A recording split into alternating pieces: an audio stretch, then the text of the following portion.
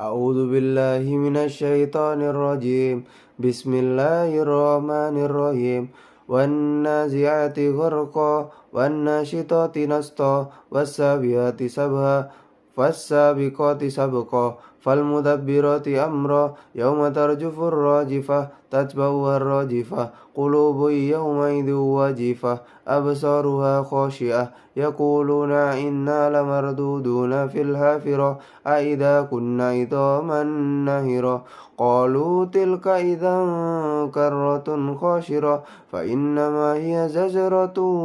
واحدة فإذا هم بالساهرة هل أتاك حديث موسى إذ ناداه ربه بالوادي المقدس طوى اذهب إلى فرعون إنه طغى فقل هل لك إلى أن تزكى وأهديك إلى ربك فتخشى فأراه الآية الكبرى فكذب وعصى ثم أدبر يسعى فحشر فنادى فقال أنا ربكم الأعلى فأخذه الله نكال الآخرة والأولى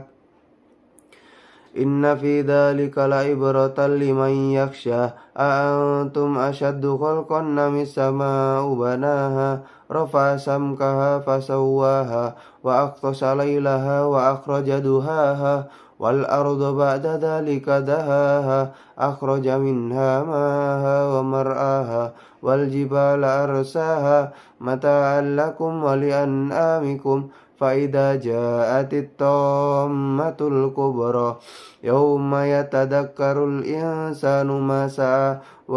وبرزت الجحيم لمن يرى فأما من طغى وآثر الحياة الدنيا وإن الجحيم هي المأوى وأما من خاف مقام ربه ونهى النفس عن الهوى وإن الجنة هي المأوى جنة هي المأوى يسألونك عن الساعة أيان مرساها فيما أنت من ذكراها إلى ربك منتهاها إنما أنت منذر من يخشاها كأنهم يوم يرونها لم يلبثوا إلا عشية أو ضحاها صدق الله العظيم.